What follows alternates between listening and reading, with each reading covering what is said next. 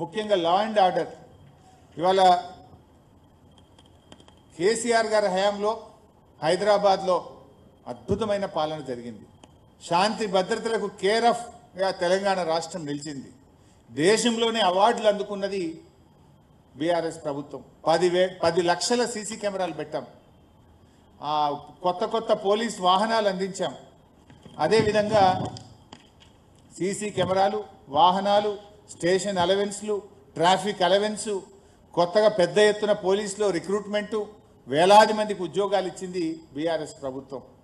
కానీ అలా రేవంత్ రెడ్డి వచ్చిన తర్వాత పోలీసులకు టీఏ బిల్లులు వస్తలేవు, సరెండర్ లీవ్ పైసలు వస్తలేవు, పోలీస్ స్టేషన్ అలవెన్స్ బంద్ అయిపోయింది, వాహనాల్లో డీజిల్ పోయడానికి డబ్బులు విడుదల కాని పరిస్థితి, మొత్తం కూడా ఇలా లా అండ్ ఆర్డర్ కుప్పగూలిపోయినటువంటి పరిస్థితి.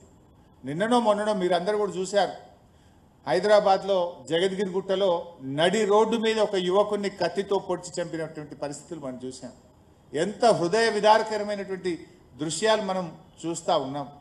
అంటే ఇవాళ రేవంత్ పాలనలో గన్ కల్చర్ మీరు కూడా చూస్తున్నారు. పట్టబగలు తుపాకులతో కాల్చివేతలు. ఎక్కడి నుంచి వస్తున్నాయి ఈ తుపాకులు? కేసీఆర్ గారేమో అగ్రికల్చర్ పెంచితే రేవంత్ రెడ్డి గన్ కల్చర్ పెంచుతూ ఉన్నాడు. మర్డర్లు పెరిగినాయి, మానభంగాలు పెరిగినాయి. ఇది నేను ఉత్తగా చెప్తలేను, రాజకీయంగా చెప్తలేను. ఇది అఫీషియల్గా పోలీస్ క్రైమ్ రికార్డ్ రిపోర్ట్ నుంచి చెప్తున్నా. ఈ సంవత్సరం ఈ జనవరి నుంచి ఇప్పుడు నవంబర్ ఈ 9-10 నెలల్లో దాదాపు 189 మర్డర్లు జరిగినాయి. ఇందులో 88 మర్డర్లు నడి రోడ్డు మీద పట్టపగలు మర్డర్లు జరుగుతూ ఉన్నాయి. ఇలా హైదరాబాద్లో 1700 కిడ్నాప్లు, 123 రేప్ కేసులు, 1051 రాబరీస్, 6411 దొంగతనాలు. అంటే ఇట్లా ఈ ఇయర్లో, ఈ ఫైనాన్షియల్ ఇయర్లో 2025 సంవత్సరంలో 12% మహిళల పట్ల నేరాలు పెరిగినాయి. గత ఏడాదితో పోలిస్తే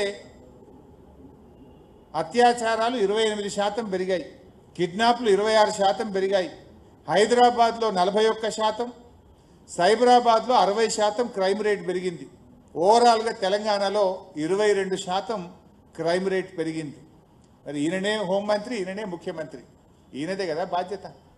నీ పాలనలో వృద్ధి జరిగింది, నీ పాలనలో ఏదైనా డెవలప్ అయిందంటే క్రైమ్ రేట్ డెవలప్ అయింది, క్రైమ్ రేట్ పెరిగింది తప్ప నా జిఎస్టీ పెరగలే, నా సేల్స్ ట్యాక్స్ పెరగలే, నా రెవెన్యూ పెరగలే, హెల్త్ ఇండెక్స్ పెరగలే. పెరిగిందేమని ఉంది రేవంత్ పాలనలో అంటే హత్యలు పెరిగినాయి, అత్యాచారాలు పెరిగినాయి, మానభంగాలు పెరిగినాయి, మర్డర్లు పెరిగినాయి, రేపులు పెరిగినాయి తప్ప ఇంకా వేరే ఏం పెరగలే. దానికి రేవంత్ రెడ్డి గొప్పగా చెప్తాడు.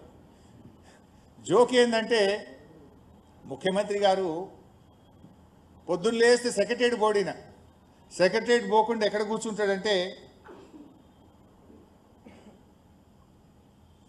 Police station. మన రేవంత్ రెడ్డి గారు సెక్రటరియట్ బోర్డు ఎడ కూర్చుంటాడు? పోలీస్ కమాండ్ కంట్రోల్ రూమ్లో కూర్చుంటాడు. అయితే జూబ్లీ హిల్స్ ప్యాలెస్ ఏదైనా తప్పది అనుకుంటే పోలీస్ కమాండ్ కంట్రోల్కి పోతాడు. మరి పోలీస్ కమాండ్ కంట్రోల్ రూమ్లో కూర్చుంటే ఈయన హోంమంత్రి నువ్వే, ముఖ్యమంత్రి నువ్వే. ఏనాడన్నా క్రైమ్ రేట్ ఎందుకు పెరుగుతుంది, మర్డర్లు ఎందుకు పెరుగుతున్నాయి, అత్యాచారాలు ఎందుకు పెరుగుతున్నాయో రివ్యూ చేస్తాడా?